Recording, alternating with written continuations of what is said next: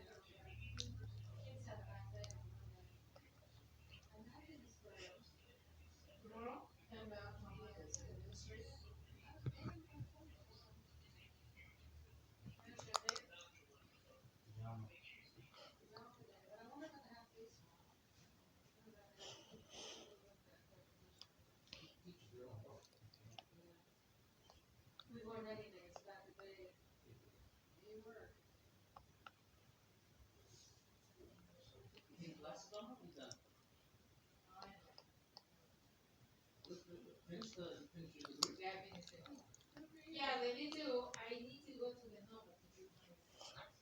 Just the bookkeeping. It's all